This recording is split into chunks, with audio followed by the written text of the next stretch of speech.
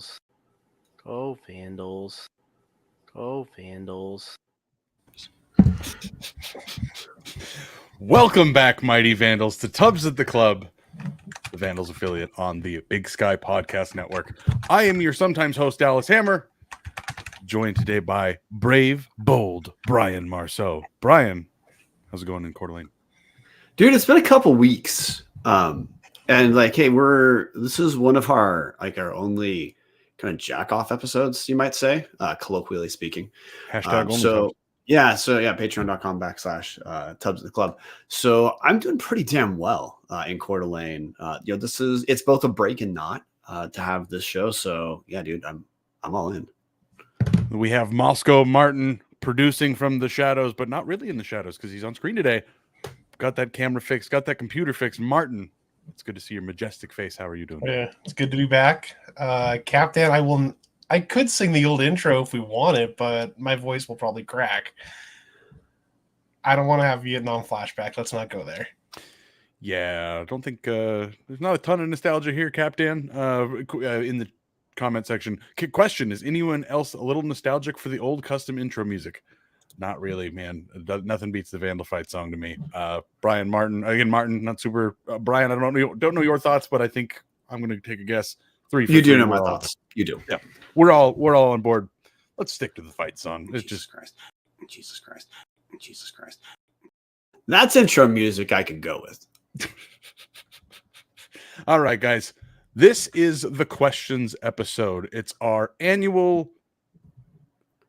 Well, let's just take questions from the Patreons, and this is the silly goose episode. The silly goose episode, exactly, Martin. Before we get into that, I do want to quickly say, obviously, I was out the last month.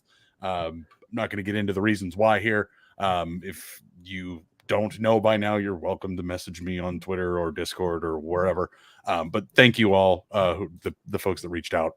There are so many people I could thank by name. I really just thank you from the bottom of my heart, all of you who reached out, especially those who did incredible things like make donations in my family's name. I just the love I felt from all of you, just really appreciated it. So with that said, sad shit over.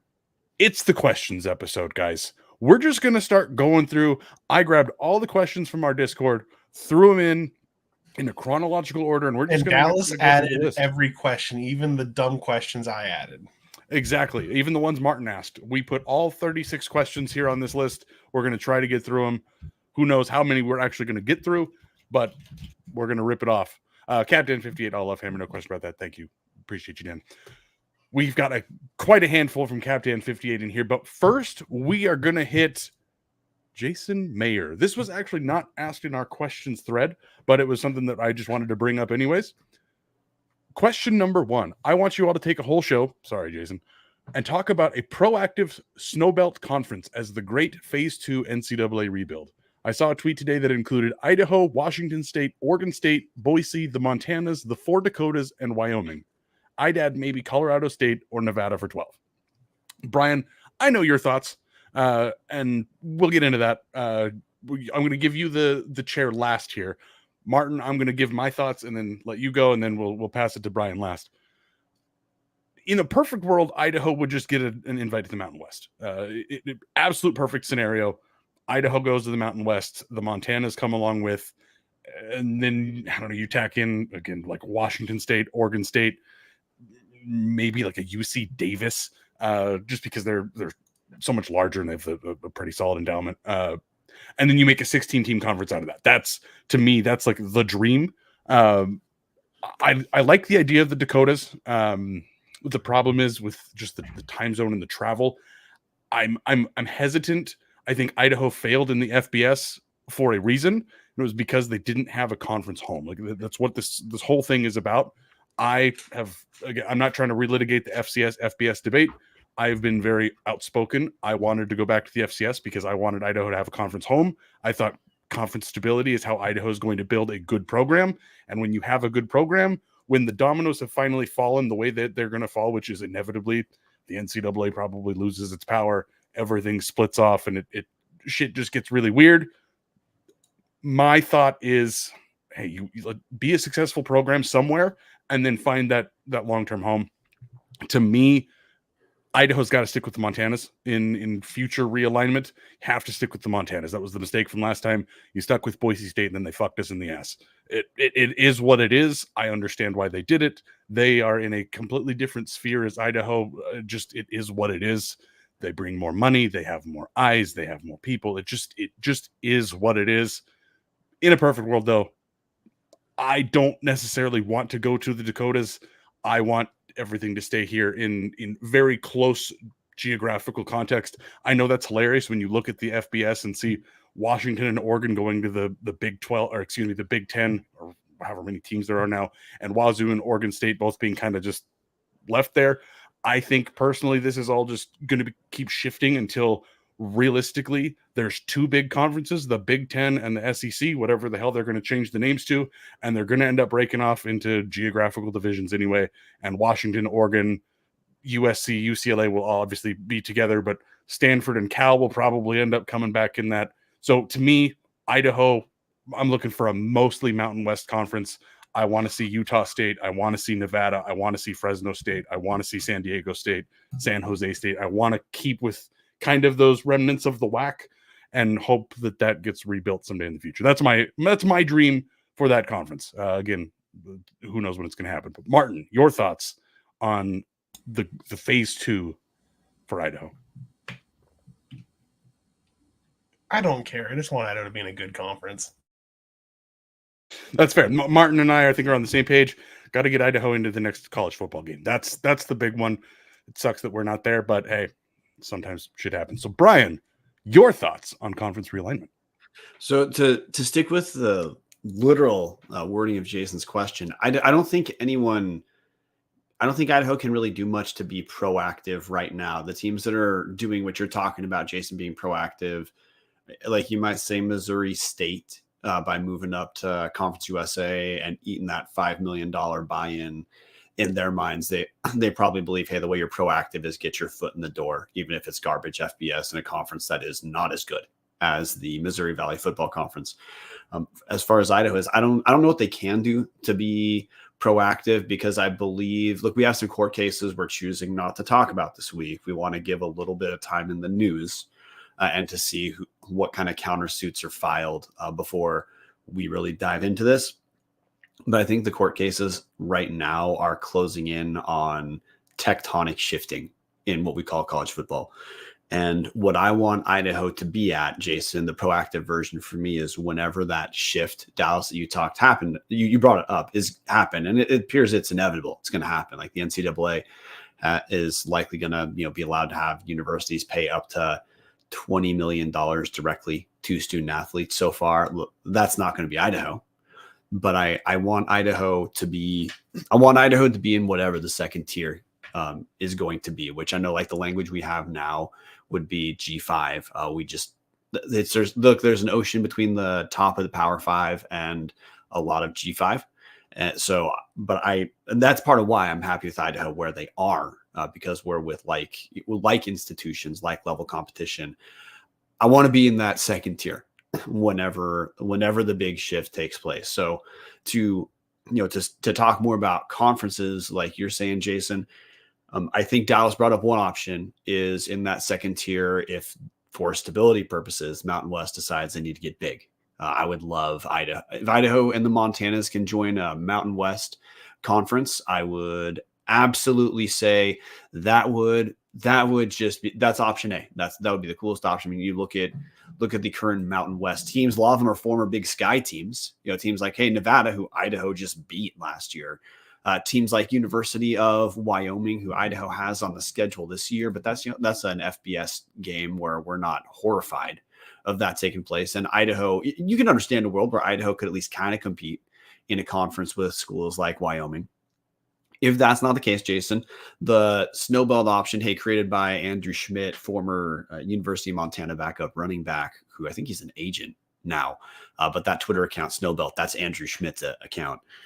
That iteration in the images he's posted is a mix of like New Mexico State, North Dakota State, South Dakota State, Montana State, Weber State, Sac State, UC Davis, Idaho, Missouri State now off the table, Northern Iowa, and Cal Poly. I like that basic footprint of Idaho aligning with the Intermountain schools instead of like going more coastal with California. So if I'm going to go over a list of those teams, hey, some core Big Sky teams I would love Idaho to still have on the plate. Dallas, you already talked about the Montanas. Weber State, I would love that too.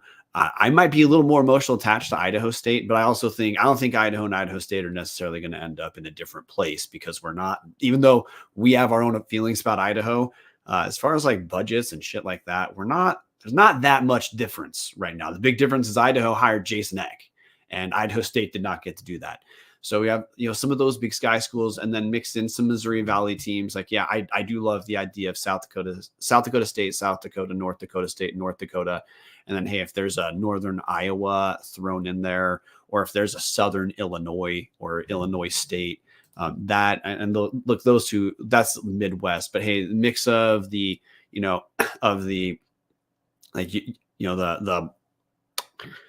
Rocky Mountain region of the United States, plus a little bit into the Midwest, I think as an option B, I think that would I'd call that a home run if that was a proposition for Idaho today. So that's all, of course, said with, we know on this show, because our listeners are not morons, until there's an invite, nothing matters. Until something shifts, it doesn't matter. But you'd have to have your head in the sand to be saying there isn't something big coming up, and we're closing in on finally having a time where like this shifting could hit Idaho. I still think we're about 2 steps away, but those 2 steps aren't necessarily going to be succession-wise far apart. No, I think, I think that 5 years from now, this conversation might look a whole lot different, and it might have already passed. It may be 10 years from now, but things are going to happen, and it's all going to happen at once. I'm in agreement with Tom Kendall here. BSC and FCS is the perfect place for Idaho right now. And Jason Mayer saying second tier, but not Sun Belt too. Like, that's the whole thing. I don't want to see Idaho go Sun Belt, whack Sun Belt. I guess Big West was in there too, I think. Just the constant ping pong around. We could turn it into an entire episode on just talking about the different times, like the FBS things just didn't break correctly for Idaho last time. I just don't want to see that happen again. But let's move on, guys. We've been talking about this for 10 minutes. Next question. And again, guys, we're going to be flying back and forth between things that are like really relevant and things that are just dumb as shit. And personally, I like the dumb as shit ones. Krug 17. Why are they called red onions when they're clearly purple? Anybody got the answer to that? Yeah, Google does. Red onions. I'm reading from allrecipes.com. Red onions. Sorry, I need to look up that handle again. Krug 17. So red onions, the point of the question is, hey, they're purple. Well, according to the Googles, the reason they're referenced as being red, even though they're objectively purple, is historically the skins of red onions have been used to create red dyes. The more you know.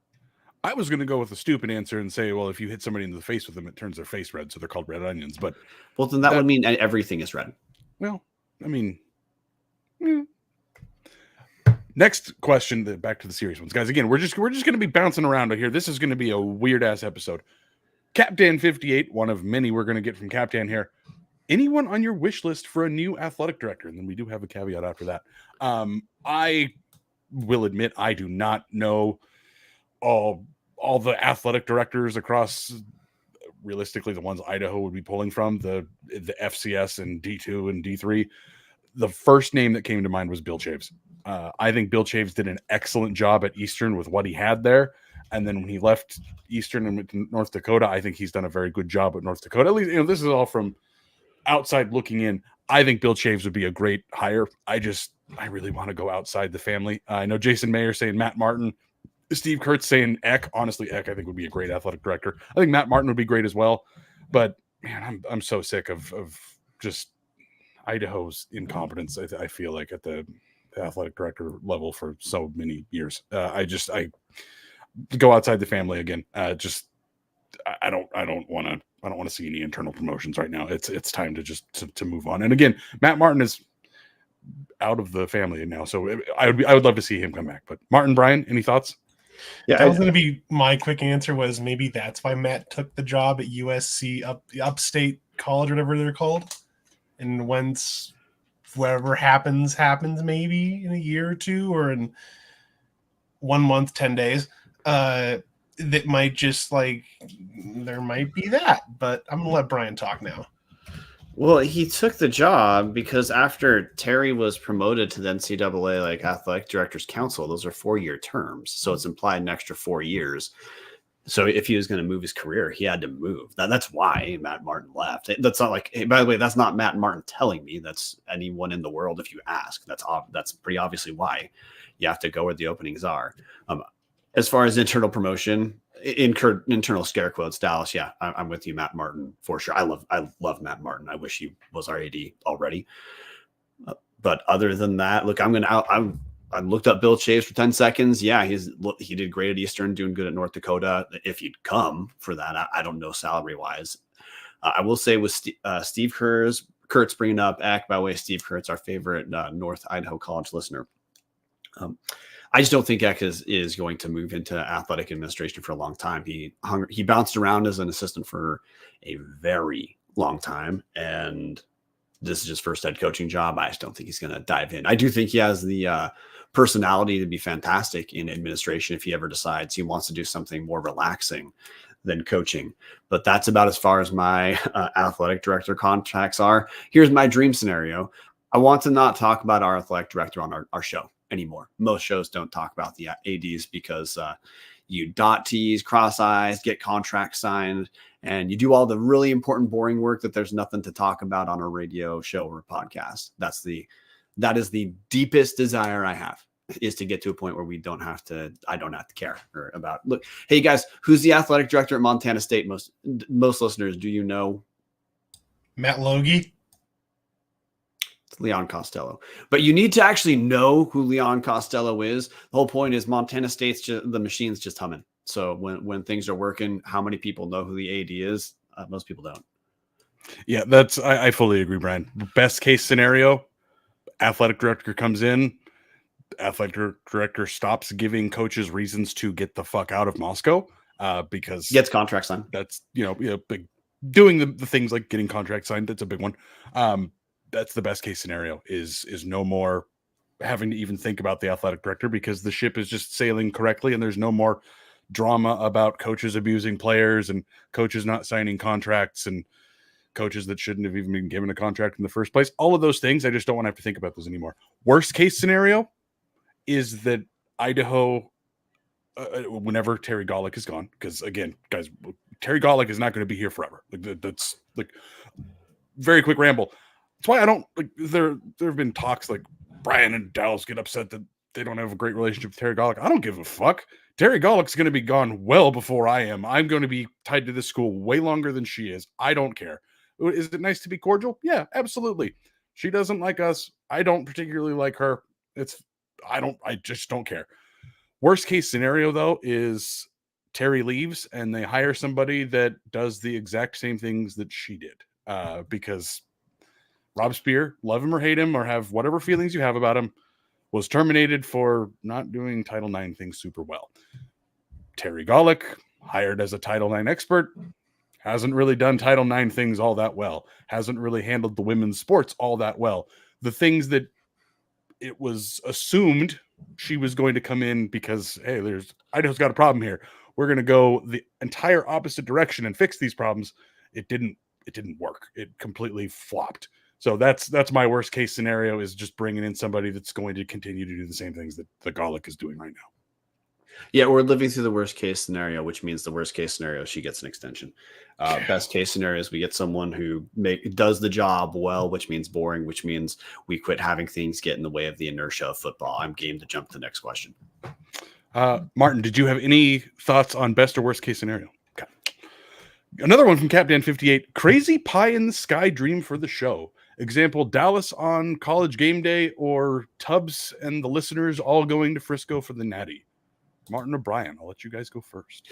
Yeah, so my first hope with Tubbs when you and I took over was I wanted us to have I still want it to be fun the way it is, but I wanted us to have a little bit more legitimacy, to be a podcast that if you're following Big Sky Sports, okay, like these guys are these guys know a little bit of what they're talking about, especially Idaho wise.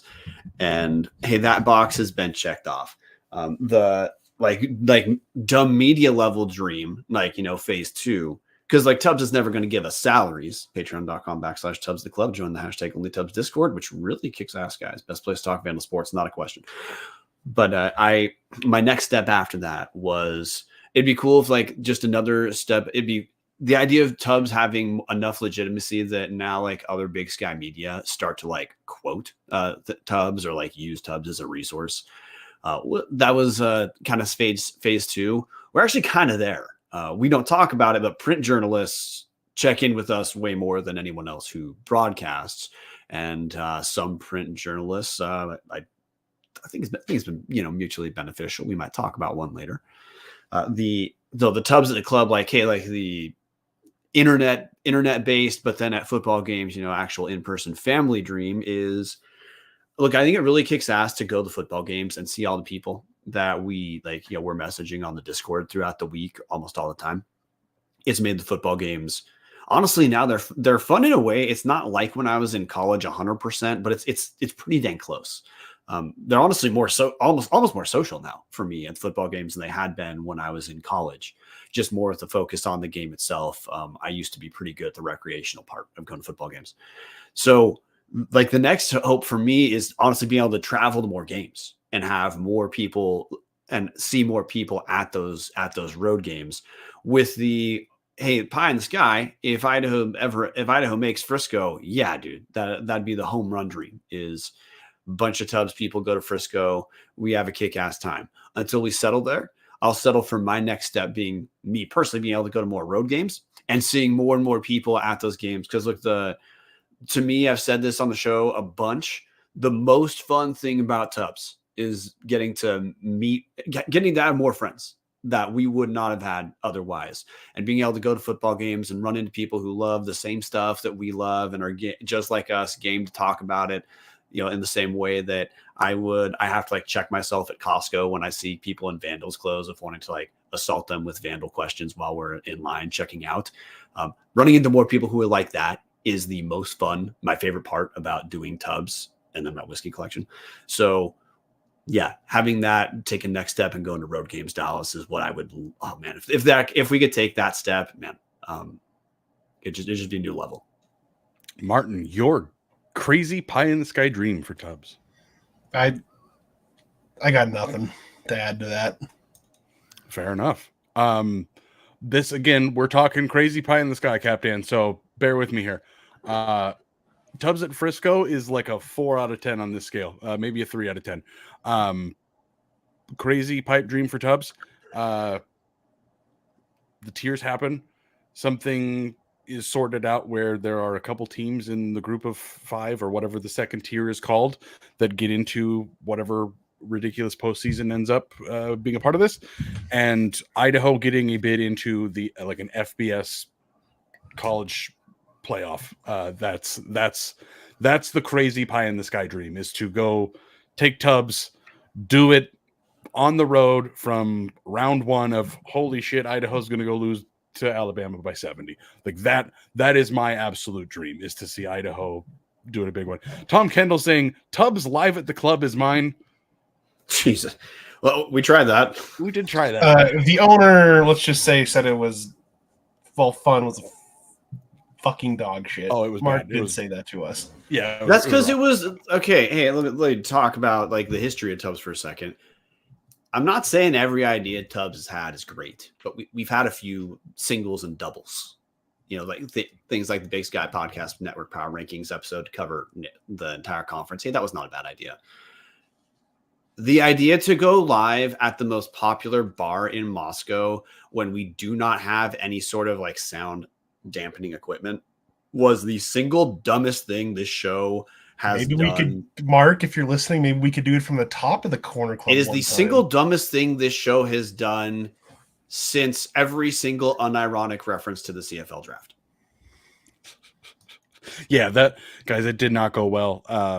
I've still got that old equipment somewhere. what happened is one of the mic cords, or maybe the jack on the actual like receiver itself, was broken. So we only had a couple working mics. We couldn't all hear it because the headphones went. It was just, oh man, that was bad. As Tom says, it was hilarious on video. It was also because, boy, that was bad. I don't want to think about that anymore. Moving on. Roaming Vandal. What are your guilty pleasure sports or teams? Things you don't follow close, but will always watch if there's nothing else better. I will jump in on this one. Cornhole. American Cornhole League is fucking riveting. I don't know if you guys have ever seen it, but I swear you gotta go watch Cornhole. It's on ESPN2 sometimes. It is electric. The absolute most ridiculous thing you'll ever see. Mine is it's not really a guilty pleasure. I don't know much, but my favorite thing to watch a lot of is Savannah Bananas baseball. I love it. It is so much fun to watch. I have 2 jerseys from them. I have a hat. I wish they'd come a little closer to Moscow, maybe Seattle. That is my one thing I'd love to watch. We have a very smart commentator who shall remain nameless. Well, there went our promise to that family. But anyway, I'm gonna push back on the tennis part because I'm a former tennis player. So I like tennis, but my guilty pleasure one. Hey, my little brother's a pro pickleball player, so like I watch a little bit of pro pickleball, which is much better than it sounds. But it's the kind of sport where, like, if you don't play it, like it's going to be a catastrophic waste of time because if you don't understand what they're doing, it doesn't look that impressive. The other, like, more team-oriented guilty pleasure is we might lose some patrons over this, so my bad, guys. I watch a lot more Idaho State sports than you might guess. Jesus Christ. Yeah, like Idaho State basketball, they have like the worst offense in the Big Sky. That was probably the team I watched second most just because right now I got a little soft spot for Idaho State. Not RMAC, not Lower Rocky Mountain Athletic Conference Division II basketball on a Friday night. Well, you said guilty pleasure. That is like this that watching veggies. We have to do it at the D2 level, but Western Colorado is not a guilty pleasure for me whatsoever. Martin, there's I think we have something we can throw in there if you want to for fun. But no, I watch a lot of Big Sky sports. And man, this last year I found myself Idaho State basketball, Idaho State football. It's on way more than you'd guess. Like listeners probably would think like, hey, Montana is going to be my number 2, right? Probably not. Like I still like there's a place in my heart for Montana because of my background, but I watch a lot more Idaho State shit than you might guess. Bryan. Okay, guys. T-Cash, go to Zips order. This one's easy for me. Wrangler combo with a big old cup of fry sauce. Sometimes you get it a little too pickly and it's terrible and it's just it's ruined. But Wrangler combo, always the go-to. Always order it at Zips. Fires that clock! I will always go with, it's kind of like same with Dallas, Wrangler tub of onion rings and a large chocolate shake. Can I do something else that's going to lose us a few patrons? Bryan, if you say you've never been to Zips or you don't like hamburgers, I swear I'm hanging up this line and I'm just I am a red-blooded American. I love fast food. I live 2 blocks from Zips in Coeur d'Alene. I've lived 2 blocks from Zips in Coeur d'Alene for 7 years. In that 7 years, I've been there once.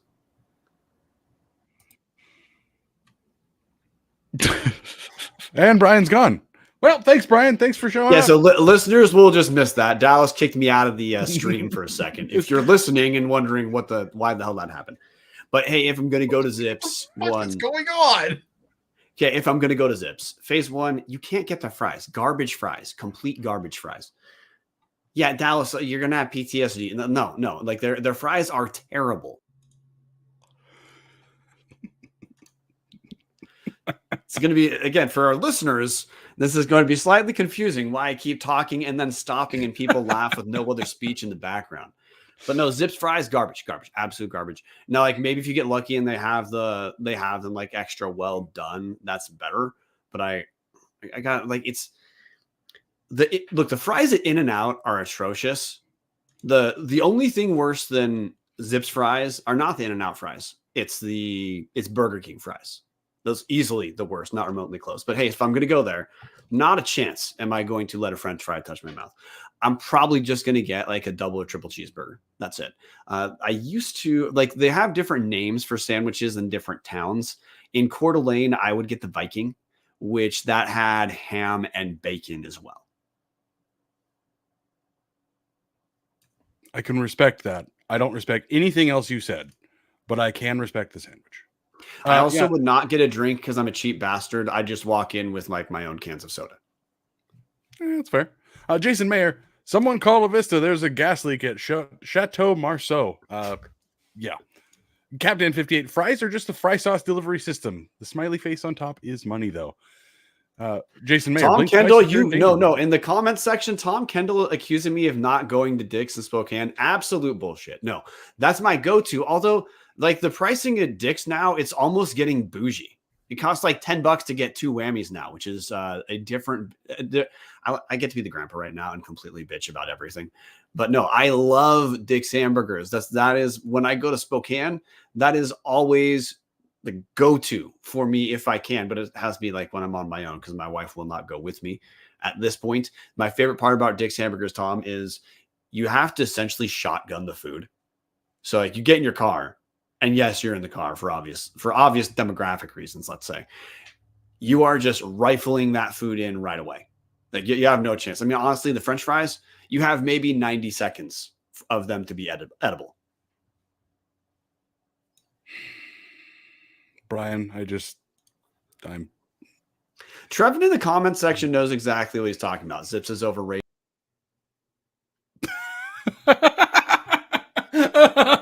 Okay, Jesus Christ. Yeah, Martin, you're killing me. You're absolutely killing me. It was not. It was almost okay. Again, like a lot podcast listeners, my bad. I've been kicked out of my own show three times now. Trevin knows what he's talking about. Bryan's trying to make it 4 over here. We're gonna move on because Bryan's takes on fast food are wow. We've had some terrible takes on this show, but Bryan, those are up there. GOAT, LeBron, Zips lateral move. Given the choice between not eating and eating at Zips, lateral move. We've got another 30 questions we got to go through. We've got like 25, 30 minutes to go. We got to start slinging these answers out here. We got to. Okay. GOAT talk, guys. LeBron, MJ, or Mason Petrino? That's not the question. The question is LeBron, MJ, or other. It is basketball. Bryan, you're the basketball guy. You're going first here. I'll be quick. Brian Scalabrine. Yeah, let me ruin the talk of. I actually hate doing the greatest of all time talk because just the eras are so radically different. Like what Wilt Chamberlain did, no one is going to have statistical analog to that. And now some of the stats and the way people can play forever and ever because the medicine is better. It's hard to compare. Fuck, Michael Jordan used to play with people who smoked and had beer at halftime. Like that's how radically that's changed. But with that understood, man, I'd go with Michael Jordan. One, he's got that. He's a little bit old school for me. He's got the old school hard ass that makes me. At the time when I was younger in the 90s, like I hated Michael Jordan because his teams beat mine. But if the question is, hey, LeBron or Michael Jordan, I'm going to go with Michael Jordan. What LeBron has done cannot be compared to essentially anyone else. It's crazy that he's doing what he's doing at his age, but he benefits from medicine and from better understanding of nutrition, and the rules are way different. So like he can't get beat up in the paint the way Michael Jordan used to get his ass. Like how many Detroit Pistons players would have? Honestly, the Pistons would have had just like bail on their season with how many people were getting repeated suspensions. So yeah, it's just different. But I'm going to go Michael Jordan out of those two. Martin. LeGod, LeBroly Spirit. Fair enough. Treeb Talks, big Carmelo guy. Love that energy. It's MJ. It's got to go with MJ. I agree, Bryan, on all the points of the eras.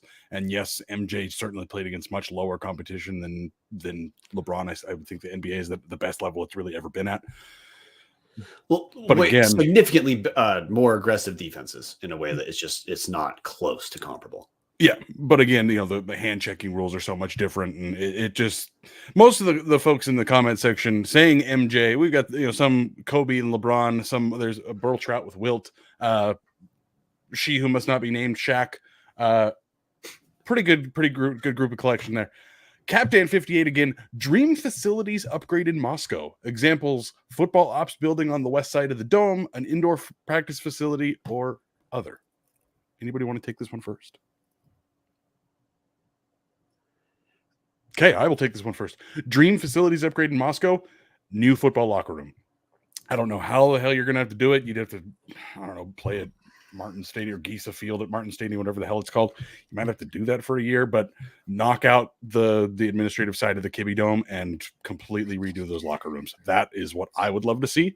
It's not going to happen. It's not, at least if it is, it's not going to happen for a really long time. But that's my dream upgrade in Moscow is let's bump that Kibby Dome up a little bit and really.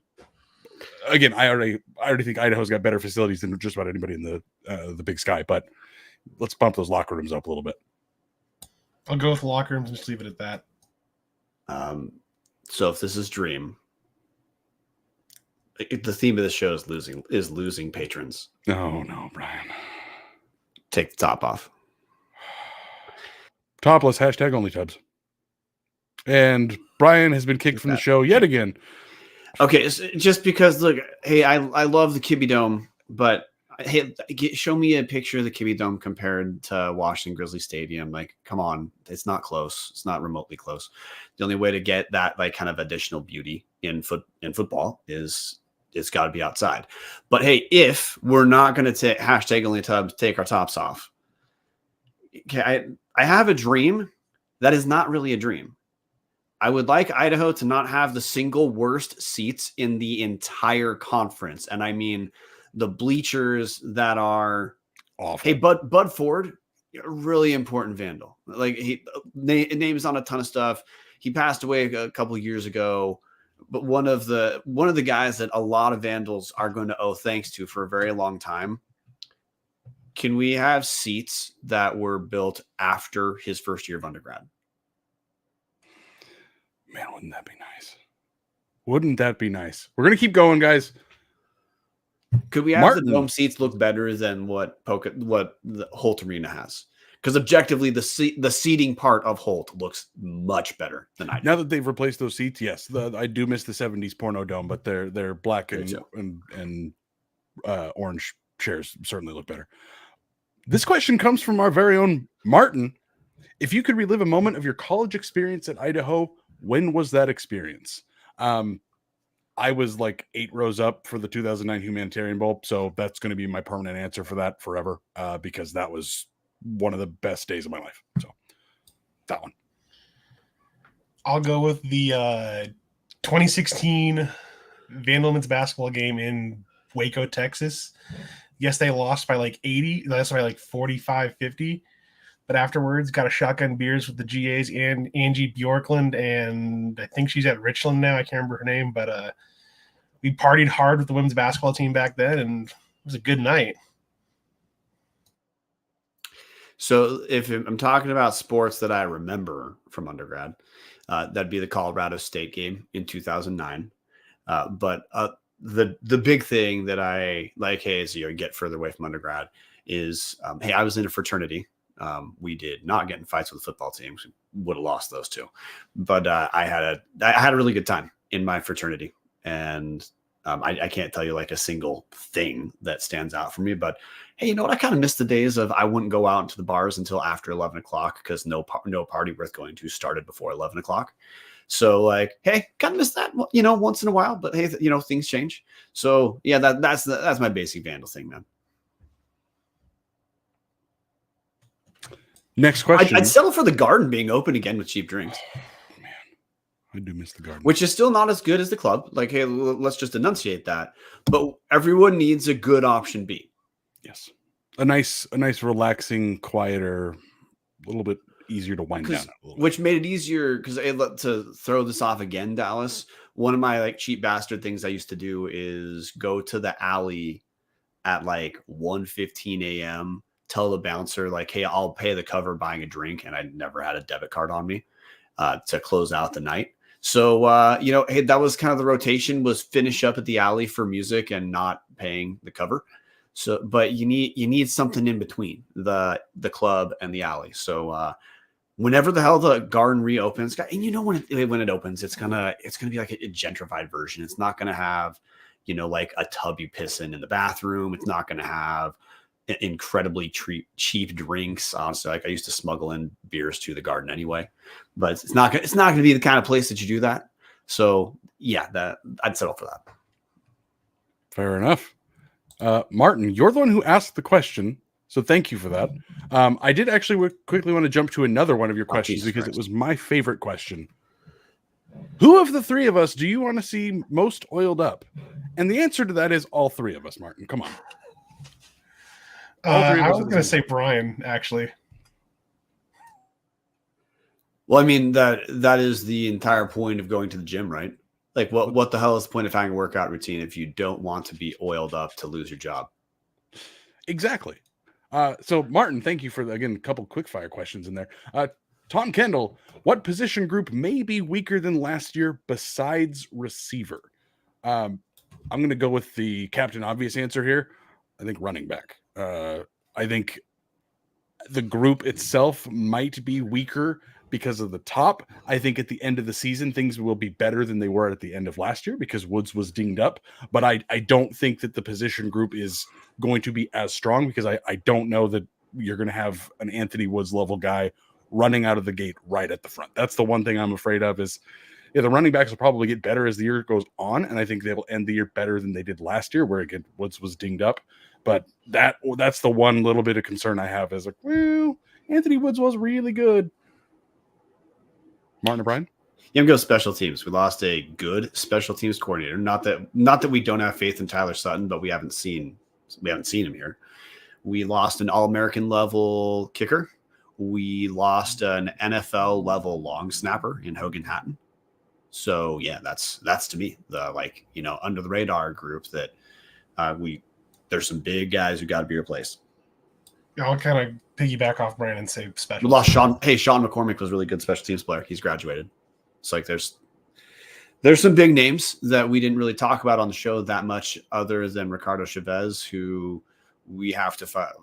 We got to have guys step up. Defense and special teams has been a huge difference maker in the Big Sky. It's going to be, as long as guys like Bobby Howe coach in the Big Sky, it's going to matter. It always matters, but it's going to really matter. Jason Mayer leading us into something in the comment section. I have one last thing before we get to that. Nick Weber asks, which transfer portal departure is going to have the best 2024 season? And I'm going to go with a curveball here. If what I've heard is true, that Dante Sacheret is not healthy for Portland State. He played one snap in the spring game where he just pitched a 1-yard pass, and that was the single play he got. Apparently the injury was bad enough that he considered retirement. Former Vandal CJ Jordan is now there in camp. I would think he's a pretty good stand-in for Sacheret if Sacheret cannot play. That's my weird curveball here. I could see CJ Jordan having a pretty good year as the quarterback at Portland State because they've typically had pretty good quarterback play. If Sacheret can't play, I would assume Jordan's going to end up being the guy. I think he'd have a pretty good year. X-Ray Alexander at Central Florida. I think Dallas. You're right. Like, hey, CJ Jordan. Look, we saw him play in the spring, and he looked good. He didn't win the competition in Idaho, so that's obviously why he's not here. And he didn't really play on a bad Northern Illinois team. But we know the dude has raw talent, and top 5 Portland State might have a need. So, like, I think you're right. But if we're the spirit, I think the spirit of Nick Weber's question is more like, hey, dudes who played last year, X-Ray Alexander. Martin? I'll just piggyback off what Bryan said. Or like Tom Kendall, Marcus Harris at Cal, right? Yep, that's Cal? The one I'd go with. Anthony Woods tore his ACL, so he's not who knows what's going to happen there. He's not the person I'd pick. Marcus Harris at Cal, if we're talking the guys that left last year, Marcus Harris for sure. I have a feeling that Marcus Harris could end up turning himself into an NFL draft pick. With that said, as Jason Mayer was alluding to, where Idaho has plenty of depth, it's Hughes River Expeditions, guys. If you're looking for a great all-inclusive week-long vacation, don't look past your backyard. because Hughes River Expeditions has been Vandal owned and operated since 1976, and they're ready to take you on the vacation of a lifetime. We're showing the new website. Nice new design here, Colin. Kind of threw me off. Was not expecting it. Looks a little bit different. Love it, though. Enjoy a multi-day trip down the middle fork of the Salmon, the main Salmon River of no return, the Salmon River Canyons, or the Selway. You can even check out special trips like one to see the Perseid meteor shower. Camp on pristine beaches, run amazing whitewater, hike scenic trails, spot wildlife, soak in beautiful natural hot springs, and fish some of the most remote stretches of river in the entire country. Just bring your clothes and let HRE handle the rest. Grab a paddle, catch dinner, and ride the bull all throughout the Gem State. Call them now at 406-540-4450 or check them out at hughesriver.com. Again, new website, guys, hughesriver.com. Same address, looks a little different. Go check it out. All right, guys, we are 14 questions in of the 36 here. So we're 50 minutes into this show. So we're going to try to move through this a little bit faster. And of course, I say that right as we're going to get into a question that's going to be one that's going to take us a couple minutes to answer. Andrew Dennis asks, how long do you think X stays at Idaho? Is there a possibility he goes the Coach Stig route and stays to build a perennial powerhouse? Oh man, this is a tough one. Let me go first just so I can get the short answer out of the way. Don't care. I'm just going to enjoy while we have it. Love that, Martin. Love that energy. Bryan, your thoughts? I think the safest safest answer is it depends on what the next year or so does. We've been told there certainly have been things Eck has interviewed for. So, obviously he's still at Idaho, so nothing's changed. I'd say, if he has another good 2 years, if he wants to move, he's got no choice because if he wants to be a head coach, you got to jump when the chances are there. Mm-hmm. I don't think he's going to leave Idaho to be a coordinator because I don't think he needs to jump in at any time to become coordinator. I think his reputation will speak for itself and that he would not, the reservations people might have about Jason Eck as a head coach at a higher level of college athletics, things like, hey, he's been the FCS for a long time. What's his recruitment path at a higher classification? Those questions are irrelevant when you're an offensive coordinator. Everyone knows he's a great offensive mind, great offensive line coach. There's a lot of places who would pay him a lot of money to do that. Yep. I don't disagree that. However, being from this background, I think Jason Eck definitely got to see what Stiegelmeier was and what he meant to South Dakota State fans. And I think enjoying being a head coach, enjoying that, footprint, having a place to call home, having a place where people want you to call it your home, and where people will be a little bit graceful because Eck has done well at pretty much everything. He's bought the ability to have a couple things go wrong and have people not give a shit in Moscow.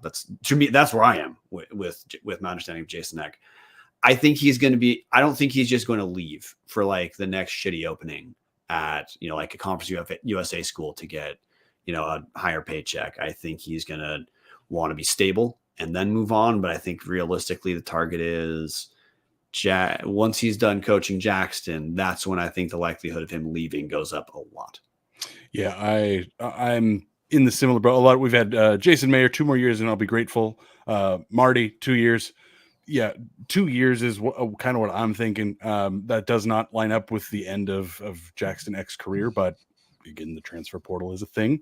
I do think there's a chance he could stay at Idaho and build a perennial powerhouse. It's just going to depend on how all of the things fall when it comes to the NCAA and college football and reorganization and the 3 different lawsuits that the NCAA has going against it at the moment. Just all of those different things. I could see Idaho again. Eck has talked about building a winner here, and that Idaho could be one of the best jobs in the FCS. And I think he's turning it into that. But if that teetering happens, I don't expect Eck to stick around here forever.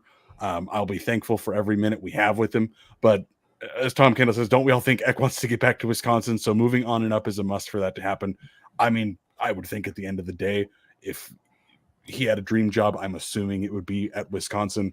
Not saying he's going to get that job, not saying he's going to get that job in 2 years, but realistically, if that would be the circle, just guessing that's the circle of like, that's my dream job. you're going to have to take extra steps to get there. And again, that's projecting. That might not be his dream job. Who knows? Only he does, and probably his family. But I just don't see Eck being here forever. I would love it. I think it's definitely not a 0% chance, but I just don't see it. Stiegelmeier did took him from D2 and all the way up.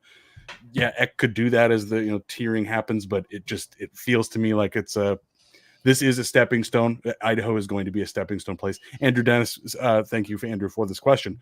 Raising a family in Moscow might be appealing as well. That's also true. Like, again, there are certainly aspects of Moscow and being the Idaho Vandals head coach and turning it into a dynasty.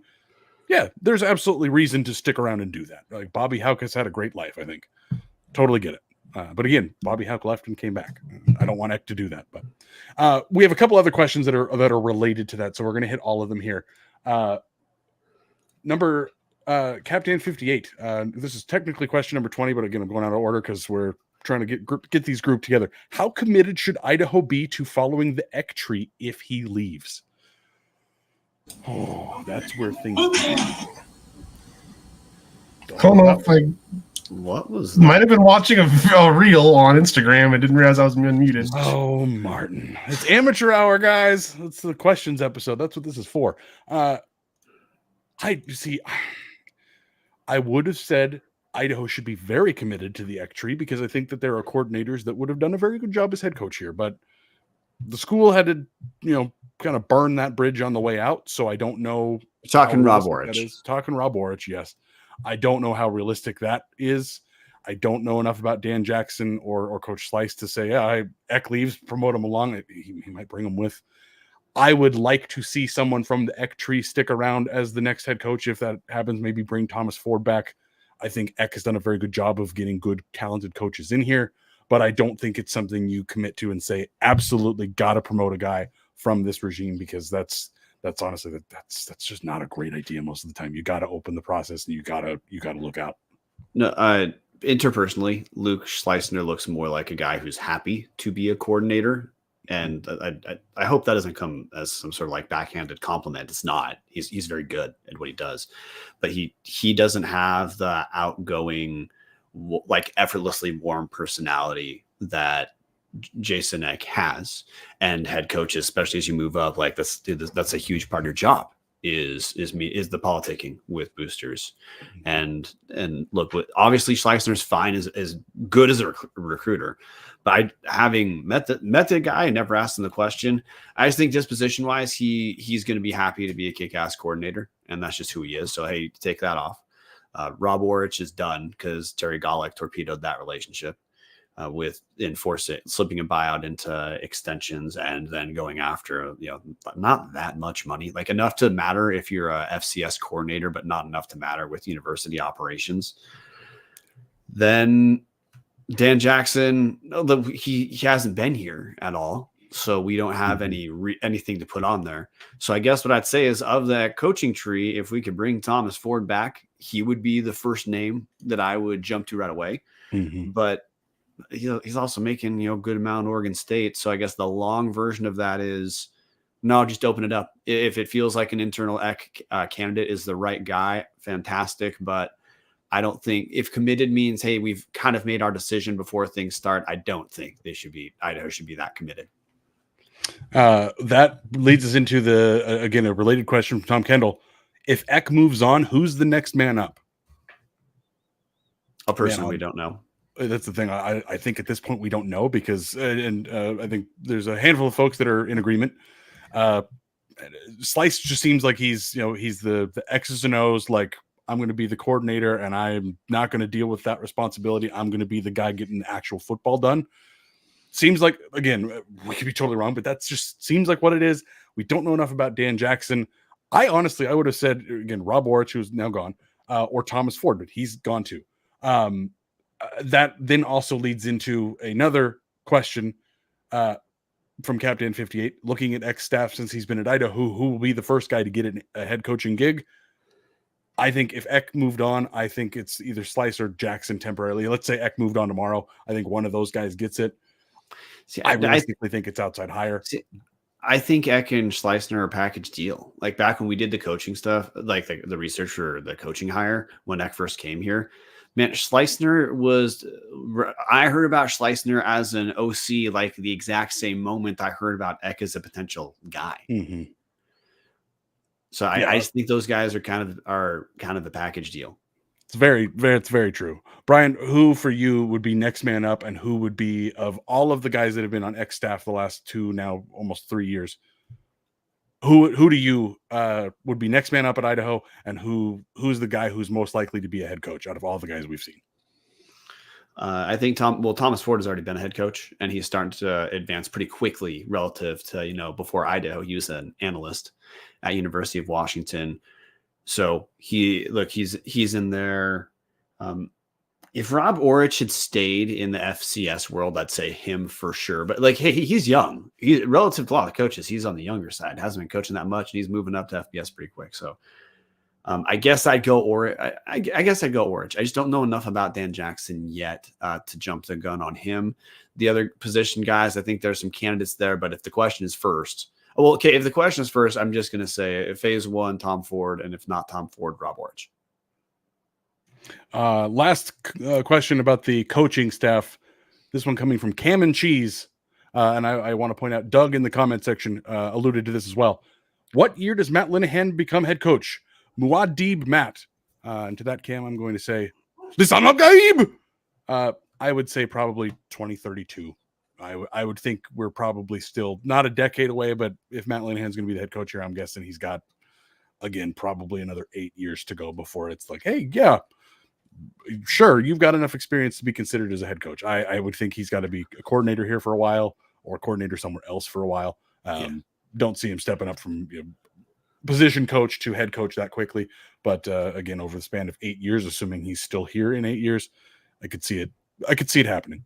Yeah, I think 6 to 8 years makes sense because they're, as coaches move in their career, like everyone's going to have that flashpoint of how all in am I on becoming a head coach versus, hey, being a coordinator and moving up in prestige is a really good gig for guys who love the job. And just, Matt Linehan he's a recruiting coordinator for Idaho, so his responsibilities are increasing. He clearly has an appetite for it, but he's pretty young. And I guess the way he would fast track it is he'd have to leave Idaho and take, leverage, having done good work at Idaho with, some family connections to move up and, try to make a bigger jump.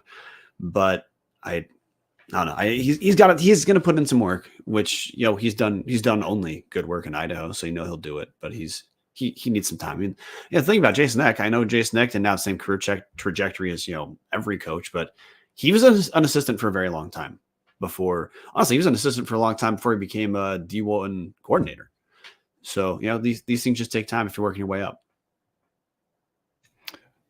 All right, guys, we're going to rip through as many of these as we can. We're starting to get closer to the dumb ones, which are, again, the best ones here. We are an hour in, so sorry. We're going to do this as quick as we can. This question coming from Martin Heemstra. If you could have Dallas read any Idaho roster, which one would you choose? 2013 Idaho Vandal football roster. I'm going to jokingly answer this one. Give me the track and field cross country roster for the men or the women. I can't pronounce half of the names on there. That's very nice that the pronunciation guide has gotten better at over time online. So now, like Ethan Sturdivant, I would have gone Sturdivant. It's Sturdivant, but it's listed now on the website. So Dallas, you want to start? No, Martin, I do not. Bryan, which roster would you like me to read? I can't believe this is even a discussion. 2020, 2021, aka COVID year, men's basketball. Yeah. I love and hate the both of you so much. Okay. Let's see. Do we have any other serious ones? Tom Kendall. Any chance we can get Eck or any other coaches back on the show? We need a new athletic director for that to be a chance. Yeah. We kind of burned that bridge with that athletic director. But again, the closest version will be if I can make it to media day this year and record my interview like I did a couple of years ago. Yep. That's That's as close as we're going to get. Well, now that they have their own podcast, like that does give a different incentive to like where and who talks to which coaches. But the bridge has been burned from Tubbs, which I'm okay with. No regrets whatsoever. Yep. But I think the best and the most likely chance is if I can make the media day and just record it on my own. Next one, Andrew Dennis. Can you cover the NCAA lawsuits and how it will affect the FCS? Andrew, next week. Absolutely going to do that. Hopefully next week. I wouldn't commit to that fully yet, Brian. If anybody's curious, just jump on Twitter or X or whatever the hell it's called now. If you type in NCAA in the search bar, you're probably going to find out. Or just go look up the Big Sky Commissioner on Twitter, on X, and he's tweeting about it right now. Exactly what I was getting to. Actually, Andrew, Dallas and I did for planning talk about this, and for me, like, hey, with how we run the show, we try pretty hard to not be just like hot take, like rectally derived descriptions. So for us to be able to like not sound like morons and talk about that, there's some research, and we also need more to resolve for us to be able to do anything other than speculative talk, which to me would be a lateral move. Yeah, especially when, I think there's going to be lawyers involved. Again, if you go look at what Tom Wistrcill is saying about all this, man, he does not look thrilled about this because the FCS and the non P4 conferences are getting shafted here. And I think all it's going to take is one commissioner and one conference to say, fuck you, NCAA, I'm not doing this. And then it's going to start a legal battle for this settlement that the NCAA hasn't really included all the conferences in. Things are going to get so weird and so hairy, I think, that it doesn't make sense for us to just randomly speculate against it unless we know a little bit more. And I think we need a little bit more time for things to come out to have an informed opinion. So we will cover that at some point when it makes sense to. So Connor Lindstrom, if Idaho was to add another D1 sport, what should it be? And which sport should be cut for it? Brian or Martin, any thoughts? I've thought about this way too much. If it's like hockey would be a good one. I don't want to cut anything. I would say baseball, softball would be the number one choice I would love to have. Hockey, softball. I know the numbers probably don't work roster wise, but men's hockey, women's softball.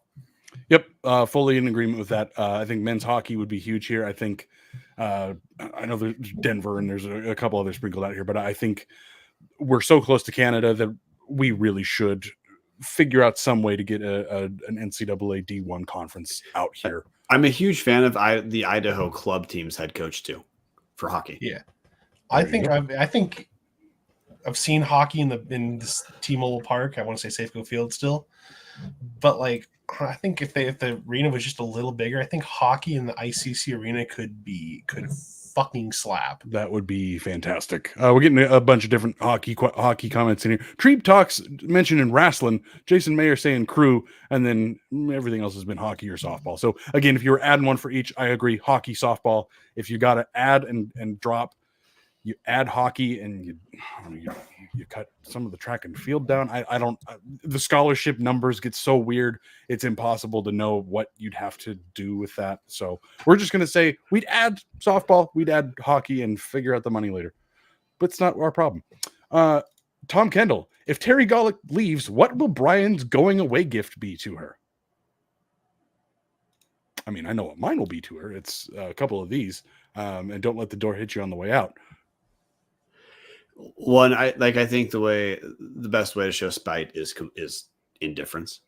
But if I'm going to send something, I would probably get like the shittiest, cheapest, like boutique spiced rum, because spiced rum is garbage for the most part. Oh man. And Brian has been kicked from the show by Martin once again. Let me add Brian back. Oh, Martin got you in. I like Treeb's answer here in the comment, an email that says he's aware that she has departed. There you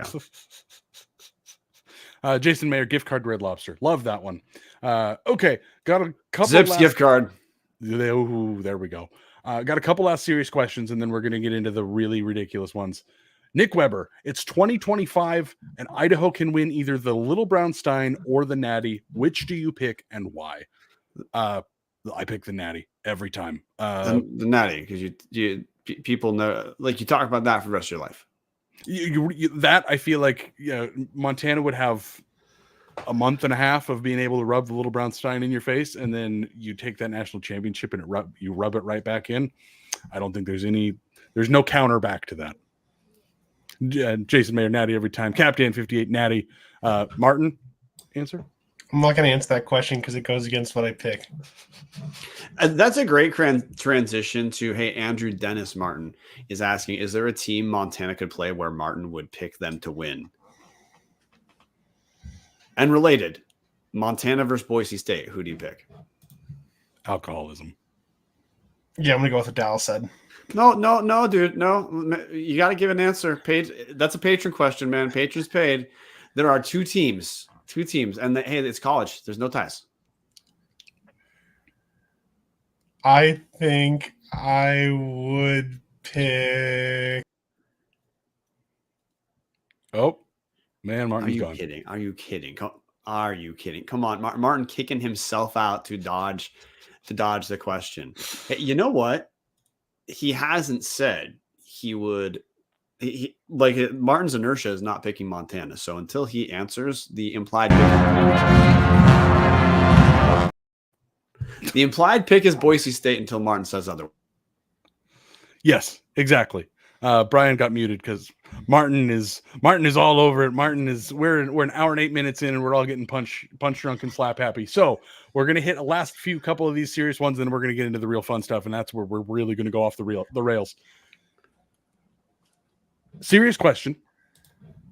Nick Weber, does ISU have multiple fans, or are they all McLean sock accounts? They are 100% McLean burner accounts. I don't think ISU has fans. I've seen Nick Davis go to ISU games, and I think he just does it because you got to support him. Like Bryan watching Idaho State, you got to kind of support him a little bit because who else is going to? No, dude, they actually do have fans. Pocatello is a pretty big sports town, but you got to keep in mind, even this recent Idaho State-ish resurgence has their football to Paul Petrino level here. So no, I mean they don't have an online presence other than McLean. That's correct. They have two people. They have Ross, but McLean and Ross. They pretty much have two online accounts as their presence, Nick. So hey, you're right there. But at the Idaho State level, they actually do support sports pretty well. There's just the level of terrible athletics that Pocatello has seen is hard to describe. I mean, and keep in mind, we lived through Kloss COVID year basketball. But Idaho State, it's a different level. All right, guys. Only a couple serious ones left. Andrew Dennis. This one is I think kind of for me personally a little bit, but Martin, Bryan, I'd love to get your input. Game score predictions for Rams Lions Sunday Night Football, Week 1 of the NFL season. 35-20 Lions. Fuck you, Martin. Whatever the hell Dallas says. Oh, thanks, Bryan. I haven't watched an NFL game for 3 years, guys. We're going to go 31-28 Rams just because I just feel it in my plums. Andrew, I love the new Lions jerseys. I have to say it. I have to say it. They're beautiful. I'm so happy that Jared Goff got a huge extension there. Really hope the Lions can pull it off in the next couple of years. Again, pending the Rams winning a couple more. Last serious question before we get real weird, guys. Cam and Cheese, who has gone to the most college football games of the three of you, and who's been to the most stadiums? Well, that's Dallas because you used to work in sports media. Yeah, I'd say it's probably Dallas. Yeah, it's me for sure. There were multiple Saturdays in my time in TV where it was I'm at Eastern in the morning or afternoon or early afternoon, Wazoo at night. I mean, I've been all over the place. And then probably me for the most stadiums as well because I've flew with the team to Virginia. I've gone to a bowl game or two. Sports journalism allowed me the chance to go to quite a handful of stadiums. So that's probably where that came from. By the way, Treeb Talks 24-13 Rams. Andrew Dennis wrong. 28-24 Lions. All right, guys. Now we're getting to the weird ones. Kristy Mayer, bar soap or body wash? Body wash. Bar soap. Bar soap. Tiebreaker wins. Sorry, Martin. Tom Kendall, Creed or Nickelback? Nickelback. Bryan? Oh, man. Creed, I guess.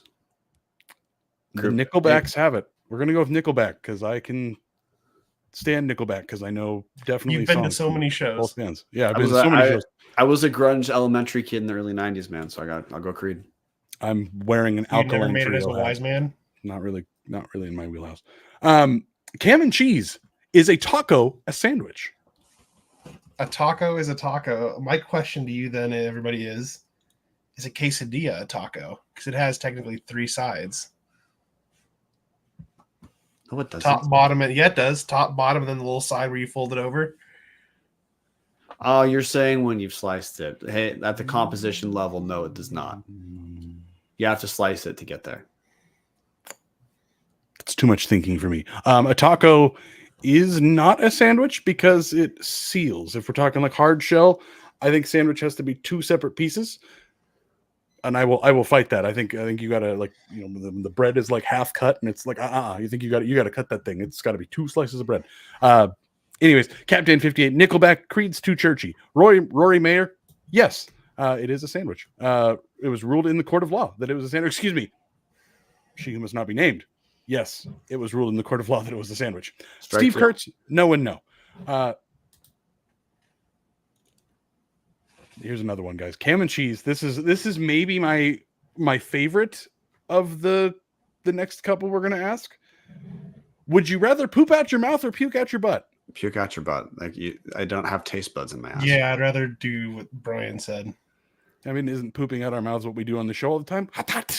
Boom, nailed That'd it. be if we talked about Boise State. Nice one, Martin. Yeah, puke out your butt for sure. Pooping out your mouth sounds miserable.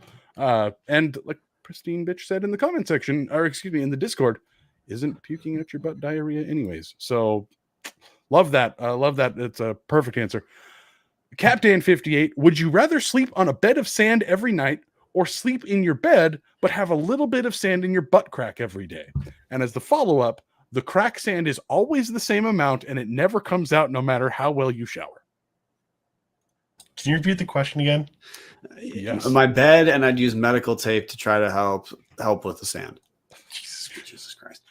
Would you rather sleep on a bed of sand every night or sleep in your own bed but have a little bit of sand in your butt crack every day? I'll go with option 1. Yeah, same.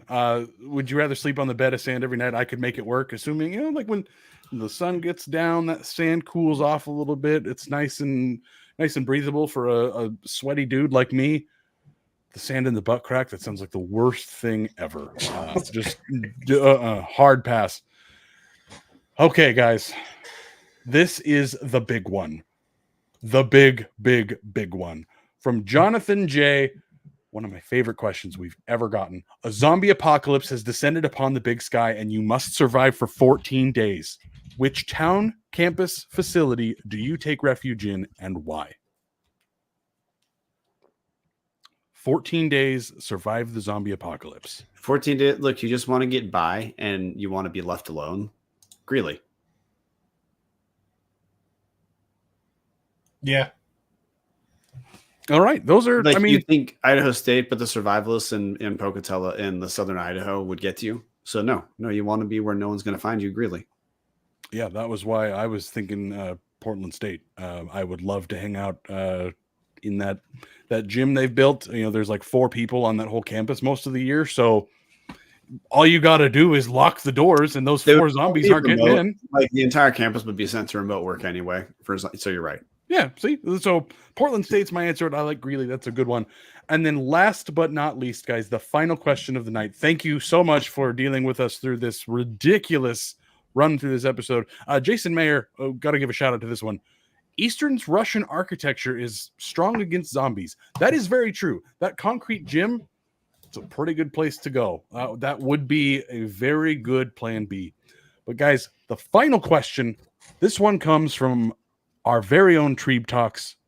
Would you accept Trebe's application as a co-host for the football season? Yeah, we voted on that before the show. The answer Only is if yes. he talks about the Jacksonville Jaguars for 30 minutes every day, every show. The answer, that too. The And answer Pro is, Trevor. hey, Trevin, yes. We'll work out the details later. But let's just say we are familiar with your work. Our listeners are familiar with you. Sometimes you've seen on the show, we need some guardrails in place, maybe even tracks to follow. So yeah, Trevin, we'll work things out. But yes. And hey, in that comment in Jag Minute, Trevin, is that a typo? You're missing a 3-letter word in the middle. As long as we call the Jag Minute jagging off, that's all that matters. There you go. So, look at that. Trebe getting 2 jobs in the same week. Big congrats to Trebe. He's going to be the host of our new Jagging Off segment. Gentlemen, with that, it is time. There's Captain 58. Replace the Mountaineer Minute with the Jag Off. Yeah, bingo. And I do want to give one last shout out to Andrew Dennis. Corner Club could 100% withstand a zombie horde. And I think that's the perfect way to end our questions episode. The Corner Club is king. Patreon.com/Tubs the Club, guys. We answered only Discord questions, didn't even get to internet stuff because that's how it works with patrons. Best Vandal chat online, not remotely close. When we have hashtag just the tips, that's where they go as well. So like, hey, if you're curious what's going on volleyball wise, our people have known for a long time. So yeah, join the patrons. I got to sign off right away. Go Vandals. We will have a volleyball show in the near future as the legal stuff plays out. But like Bryan said, if you're part of the Discord, you already know what's going on in the volleyball world, guys. Thank you for those of you who know and haven't shared it publicly yet, because that's how we're able to bring you those types of things. So with that said, Martin, go Vandals. Go Vandals. Go Vandals. Go Vandals. Go Vandals. Go Vandals. Go Vandals.